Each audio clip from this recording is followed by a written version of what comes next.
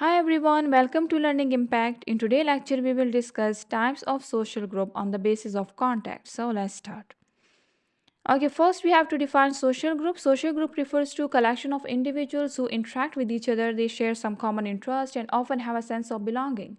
It means that to form a social group, there must have more than one individual. Means that there must have some aggregation of individuals, and these individuals must have some kind of interaction. This interaction might be formal or informal.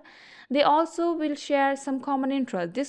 They may share this common interest may based on similar hobbies or similar activities, and they often have a sense of belonging. Means that they must have some sort of identity, or they must have the feeling that they are actual members of the group. So in this case, they will form a social group. Social group can vary greatly in size, purpose, and duration. Social group is not something rigid, it is dynamic. It changes according to, if we look at the size. So there are three types of social group: diet, triad, and larger group, which we have discussed in a previous lectures. If there are two individuals who are interact with each other and they are sharing some common interest, or they have some similar topic of discussion, then this group will call a diet group. If there are three individuals, it will be called triad group, and if there are more than three individuals, then they will form a larger group. Social group also vary greatly on, if we look on the purpose of the social group. For example, if the purpose of social group is relationship oriented, then it will be called a primary group, and if it is goal oriented, then it will be a secondary group. And also it is depends on the duration. The social group might be temporary, it might be permanent. For example, long lasting relationship exists among the family members. So family unit is the primary group, it is actually the permanent social group. And it may also be considered as a primary group and more the first unit of the socialization.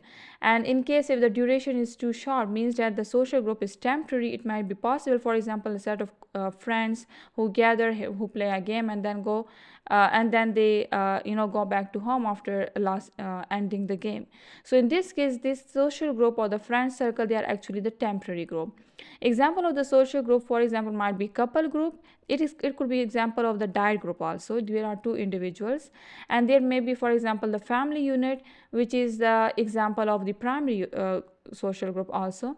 And then the project team, which is actually the example of the secondary group. And the work colleague clubs. So these all are the different types of the social group, and it was a brief introduction of what is a social group. Then now we will discuss the classification of social group. Social group has been classified on the basis of contact by Charles Horton Cooley into two types. Now, first we have to understand that what does it mean by contact? How Charles Horton Cooley classified this social group into two types.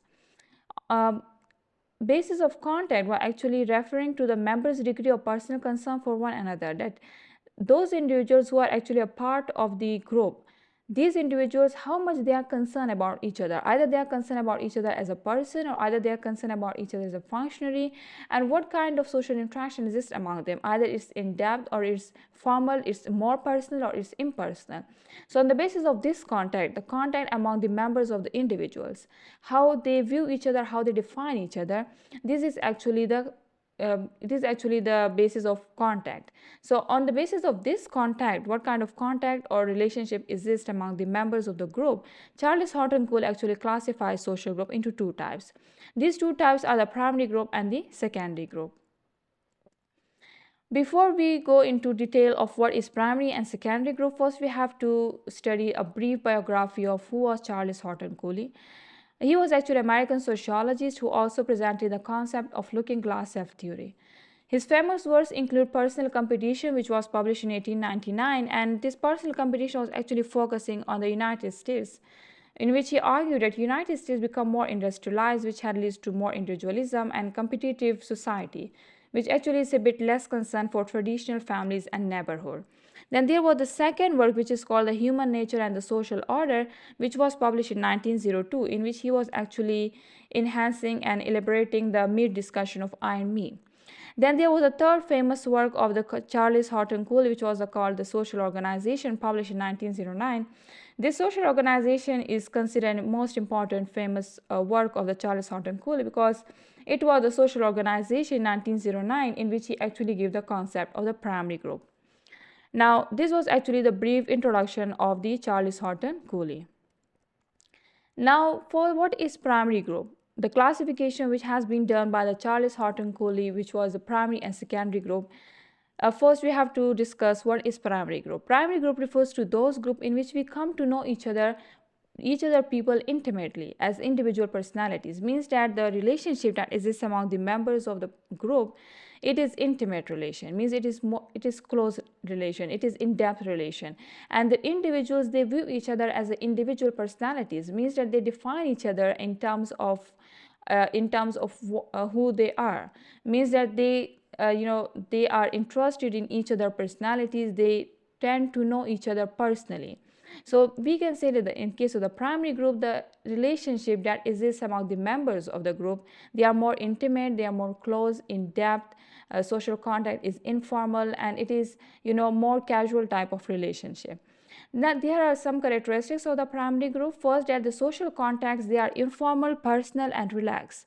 Social contacts means that the relationship that exists among the members of the group, this contacts or the social relationship is considered informal. Means it does not follow any formal rules and regulations. It is according to the circumstances, and also it is more personal because the people, they know each other intimately, and it is relaxed because as it does not follow any rigid rules that has been documented or the formal rules, so of course the relationship that exists among them are more relaxed.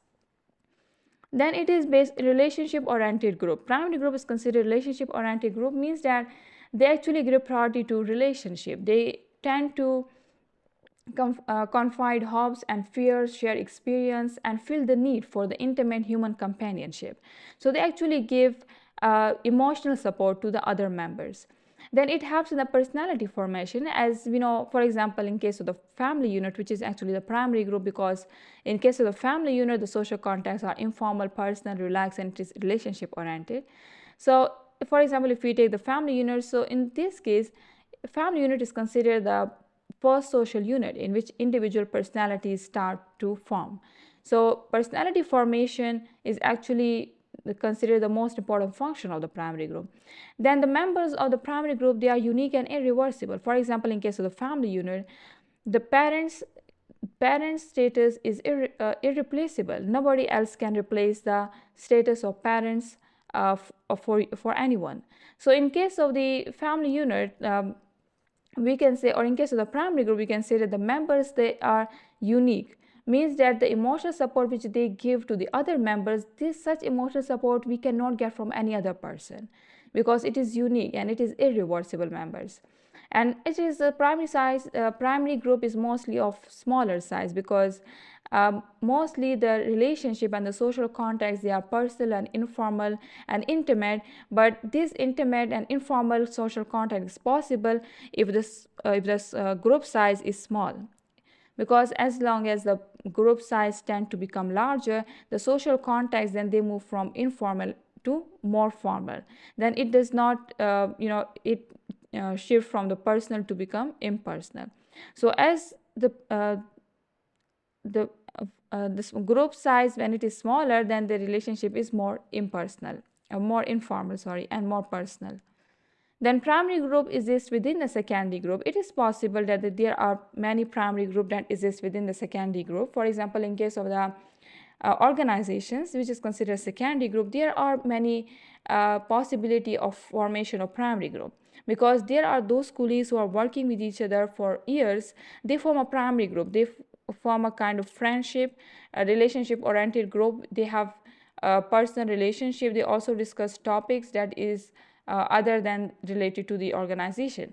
So such type of the group that exists, there may possibility that primary group exists within the secondary group. Mostly the primary group relationship is dominated by the secondary group, because for example, in case of the organizations we discuss, there are possibility that primary groups form, but the secondary group, they try to overcome the secondary group bonding. So in this way, they actually use the idea of incentives. They give incentives to the members, and in this way, the primary group members, they tend to view each other as a competitor, not as a friend or as a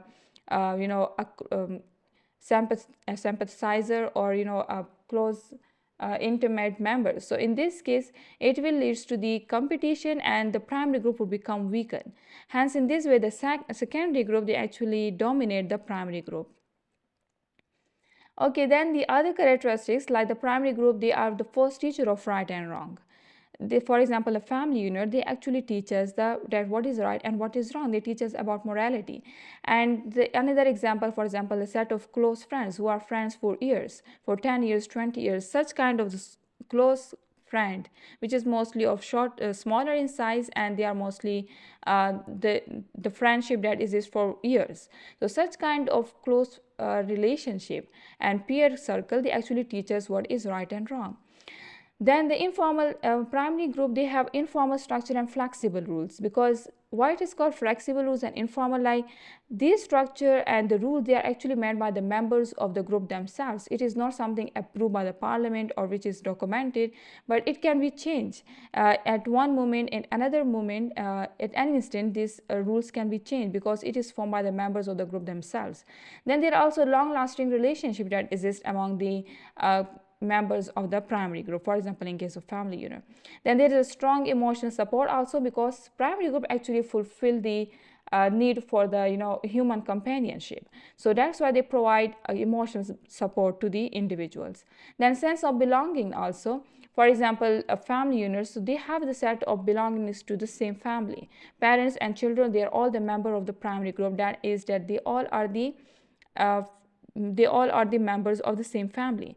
Then spontaneous communication. In case of the primary group, it is spontaneous and informal communication, means that you do not invite, for example, in case of the formal organization, which is actually a secondary group, the head of the organization, which is CEO or any other, they actually invite their colleagues to come and discuss their ideas.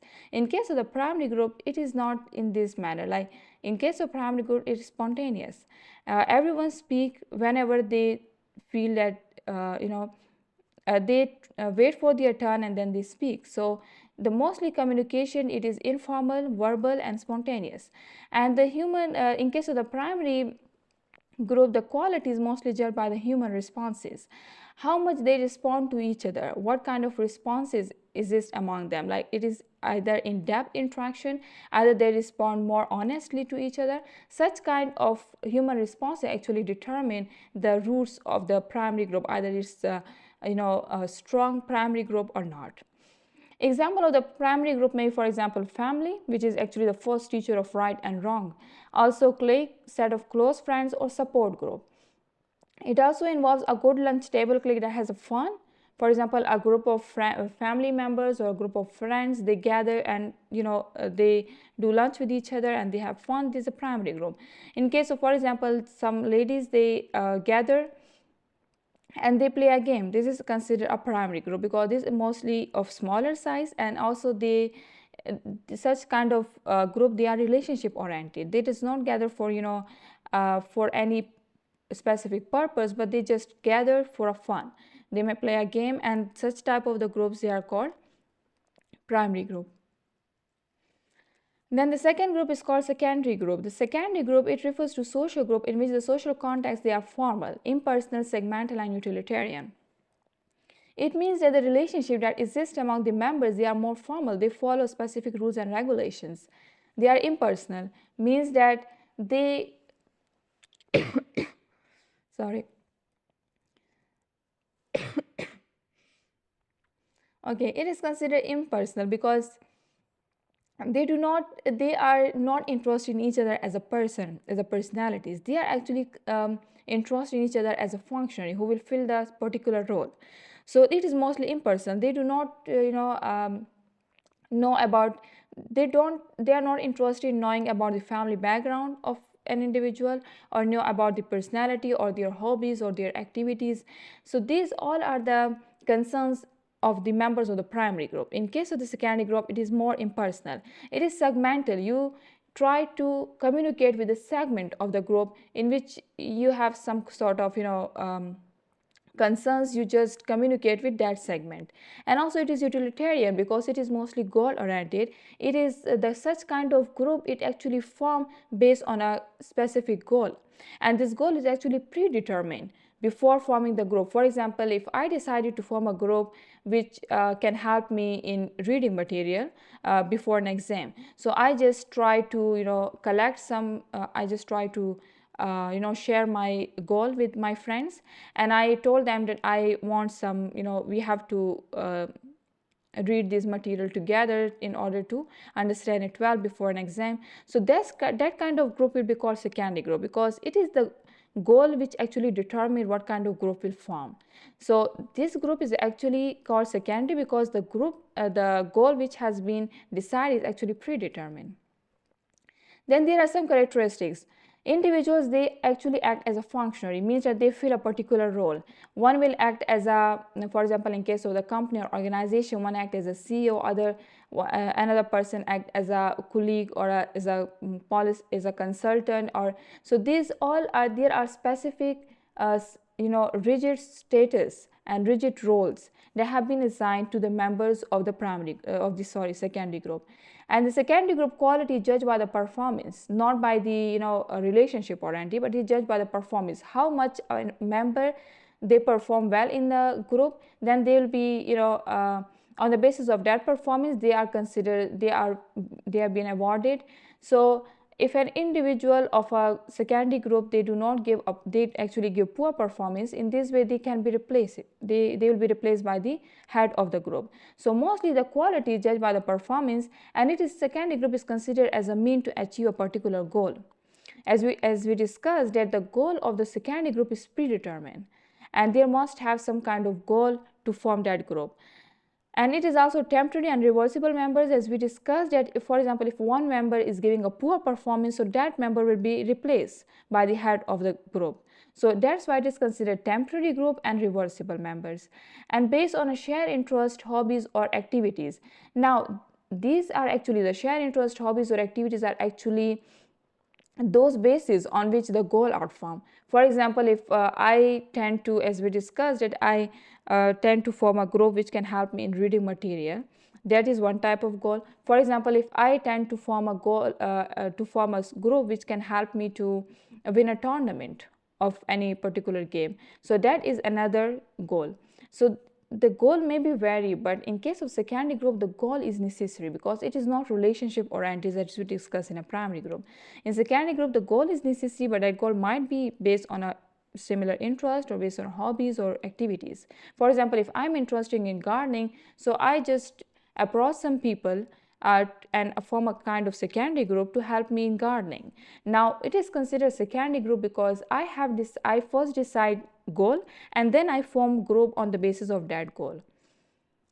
Okay, then there are other characteristics also, like they must have some kind of formal structure and rigid rules. The rules that is in case of the secondary group is considered rigid.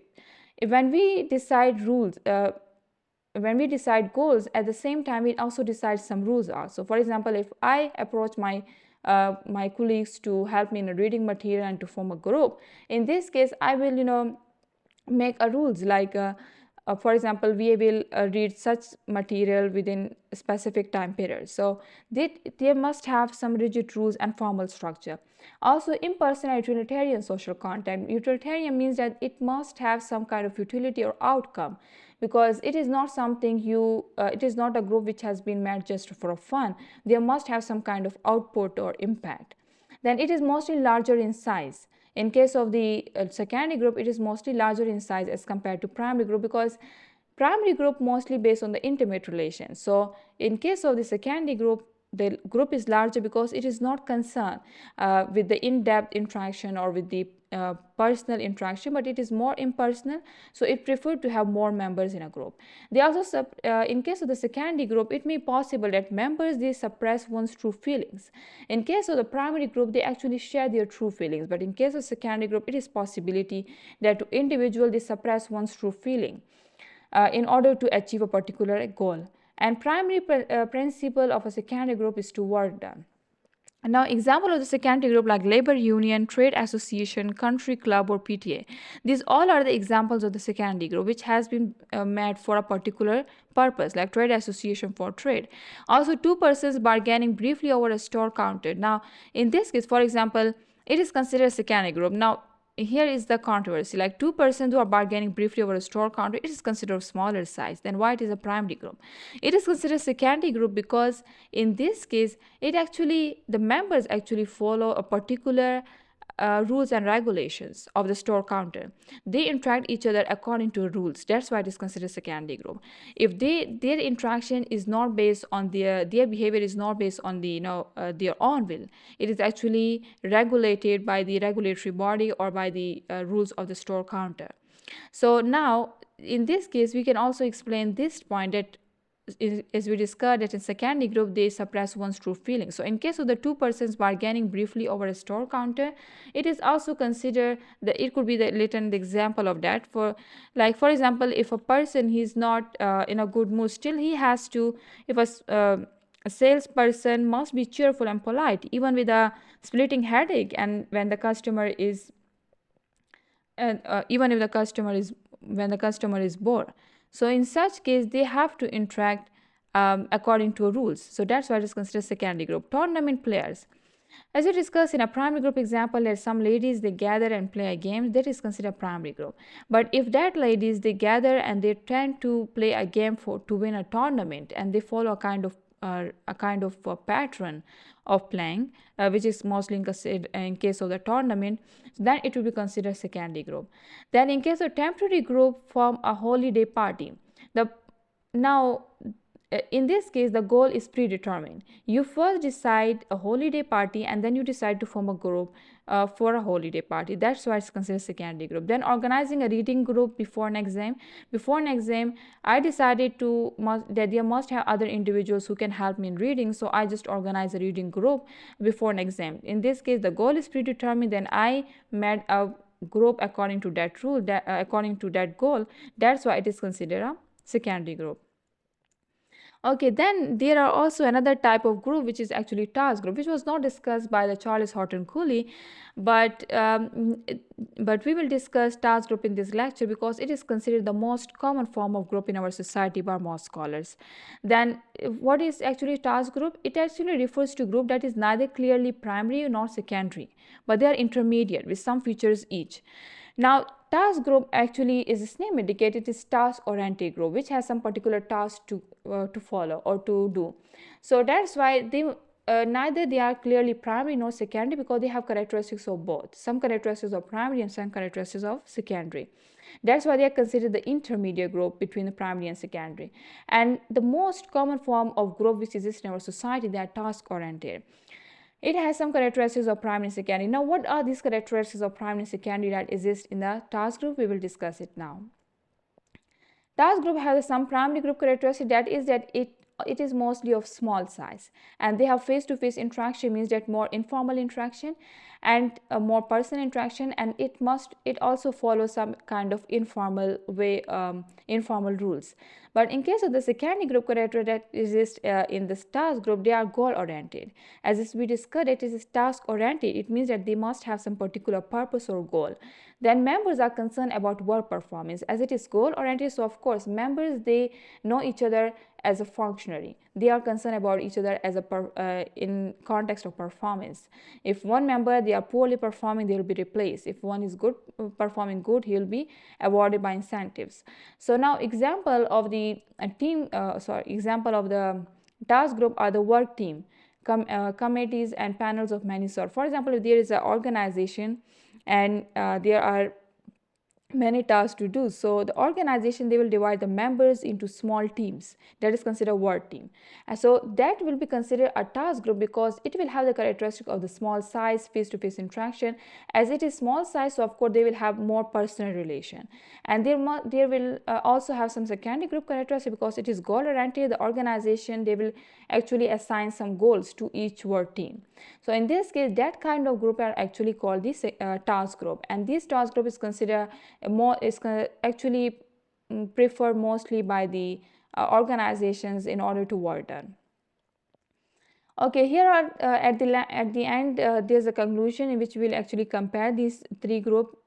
Primary group, task group, and secondary group. Primary group, nature of relationship that exists among the members of the primary group is actually personal or intimate. As we discussed, it is of smaller size, so the individual, they learn about each other, about each member as a, the relationship is more personal, they learn about each other as a person. They learn about their family background, they learn about their hobbies, they learn about their activities. And also in case of the task group, it is task oriented, nature of relationship based on a task, and also temporary. Relationship is mostly temporary. In case of the primary group, as we discussed, a long lasting relationship, but in case of task group, it is temporary relationship and it is task oriented. In case of secondary group, the relationship is more formal and impersonal. For example, in case of the work colleagues club, the relationship is more formal and impersonal because they follow our rules of the particular organization or particular company which they have joined. And also it may possible that we form so secondary group based on a particular goal. So of course they have to reach to that particular goal, so they will follow a formal rules and regulation or formal way of doing something. Then purpose. In case of the primary group, the purpose is emotional support, identity, also sense of belonging. So in case of the primary group, for example, if we consider family, there is actually give emotional support, also help to boost motivation, and also help to provide confidence, and also provide an identity to individual. In case of task group, it actually accomplish specific task. Because it has been made for a specific particular task, so they actually tend to accomplish that.